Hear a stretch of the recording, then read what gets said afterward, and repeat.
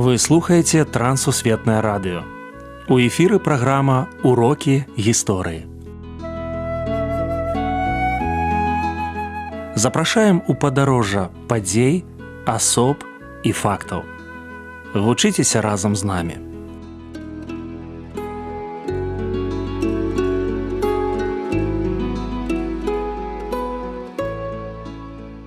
Добры дзень, сябры.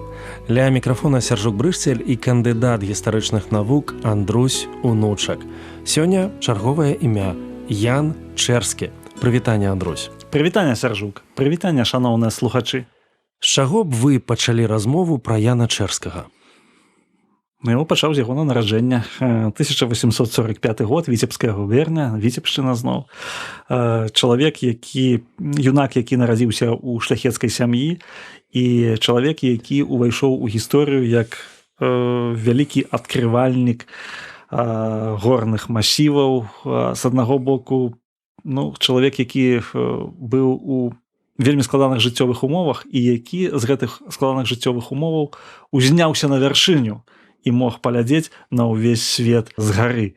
Вось для мяне гэта такі вобраз. Яго рознабаковы ўдзел у грамадскім жыцці.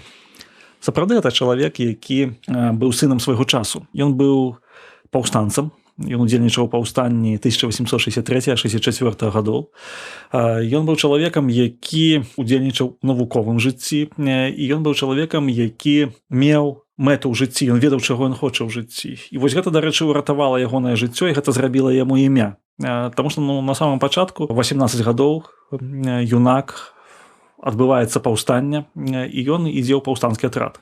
Ён разумее, што гэта вельмі вялікая рызыка, і разам з тым ён разумее, што нешта адбываецца ў грамадстве, ён павінен у гэтым браць удзел. Адразу ягоны арышт, зняволенне, высылка, спачатку бестэрміновая, пасля яго абмежавалі вось гэтыя колькасць гадоў у высылцы, пасля патрапіў пад амністыю. І ўсё гэта вельмі моцна сплялося ў ягоным лёсе, вось такія перапады. Ад такога рэкрута ў расійскім войску ў Сібіры да члена Санкт-Петербургскай імператарскай акадэміі навук. Кароткае жыццё, вельмі вялікія перапады, мы можам сказаць, што сапраўды нейкая рэч такая, якое біблійная проста. Таму што мы бачым, што ў Бібліі некаторыя героі, яны спачатку былі ў львіным рове, а пасля яны знаходзіліся там на вяршынях улады. Я думаю, што нейкія гэтыя перапады былі ўласцівыя і для Яна Чэрскага. Ён заўсёды быў у грамадскім жыцці. Якую адукацыю атрымаў Ян Чэрскі і як служыў навуцы? Яму не ўдалося, дарэчы, атрымаць такой вось гэтай поўнай адукацыі, таму што ён жыў у эпоху, калі вельмі сур'ёзна развіваліся прыродазнаўчыя навукі. Настолькі моцна цікавіўся самымі рознымі з'явамі прыроды, што, апынуўшыся на катарзе, ён проста пачаў запісваць гэта. Пазней у Омску, калі яго перавялі туды ў Омск, ён сказаў, што я сам сябе выкупіў маімі ведамі. Яго заўважылі падарожнікі расейскія, навукоўцы расейскія, і сказалі, што ён можа далучыцца нават да геаграфічнага таварыства. Ён быў спачатку такім пазаштатным членам геаграфічнага таварыства, таму што ён не меў ніякіх правоў як палітычны злачынца. Але з цягам часу, пасля амністыі, ужо ў час царавання Александра III, у сярэдзіне 80-х гадоў 19 стагоддзя, ён становіцца членам Санкт-Петербургскай імператарскай акадэміі навук. Таму ягоны шлях ад нескончанай універсітэцкай адукацыі да акадэміі навук, ён пралягаў праз шматлікія цяжкасці і шмат што ён рабіў самавукам. Ён сам сябе падрыхтоўваў, адукоўваўся, пры тым, што не меўшы доступу да бібліятэкаў, толькі ўрыўкамі. Падарожжа і адкрыцці. Сапраўды, у ягоным жыцці было вельмі шмат падарожжаў. І большасць гэтых падарожжаў яны былі, скажам так, не па ягонай волі. Адразу скажу, што яго выправілі такое вялікае падарожжа ў ссылку, там, дзе ён пераходзіў з аднаго сібірскага рэгіёна ў іншы.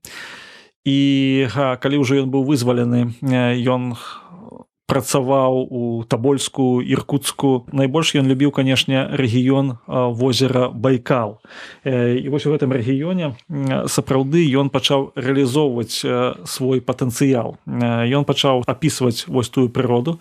Ён пачаў займацца рэльефам. вызначэння рэльефу і накладку яго на мапы, паказваў, якім чынам ён мяняўся. Ён цэлыя там тэорыі стварыў вось гэтых тэктанічных зрухаў, працаваў з раслінамі, з дзікай прыродай.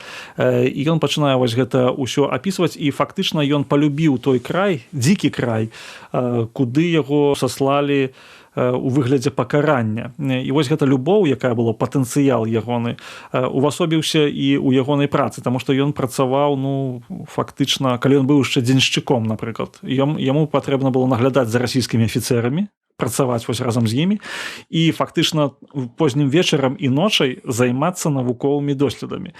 Вельмі вялікая нагрузка, і разам з тым яна урэшце рэшты прывяла да хваробы, таму што ён памёр у даволі маладым узросце, яму было 47 гадоў, толькі ён памёр ад сухотаў.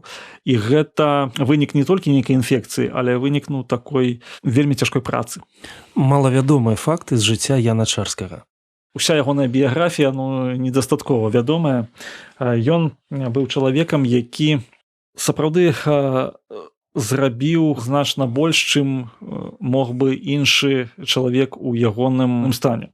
Напрыклад, мы можам прывесці вось хребет Чэрскага. Ён проста ідзе вось у гэта падарожжа з мінімальным правіянтам, з мінімальнымі колькасцямі паселішчаў, якія сустракаюцца на ягоным шляху. Ён фактычна рызыкуе сваім жыццём, робячы вось гэтыя адкрыцці.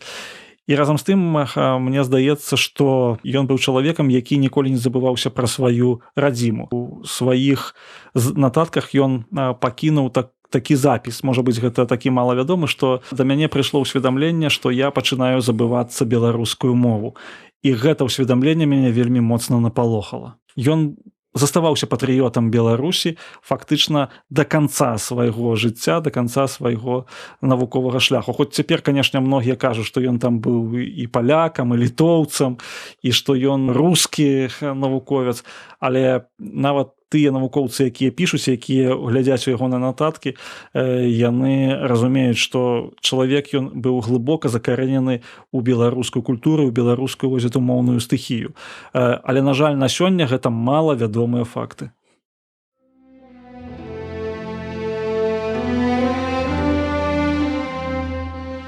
Яна Чэрскага за ўдзел у паўстанні саслалі салдатам у Сібір. На адным з этапаў ён пазнаёміўся з прыродазнаўцам і геолагам Александрам Чаканоўскім. Узгадваў: «Чаканоўскі перадаў мне любоў да навукі. Ад яго пераняў прагу спазнання прыроды. Ён адкрыў мне мэту ўсяго майго далейшага жыцця». Узнагароды Чэрскага: малы залаты медаль па геалогіі і сярэбраны па геаграфіі. Яго геалагічная мапа Байкала стала адкрыццём на міжнародным геаграфічным кангрэсе ў Вене. Памёр знакаміты даследчык Сібіры ў экспедыцыі на Калыму. Сёння я веру словам Чэрскага. Жыццё маё пражытае недарма.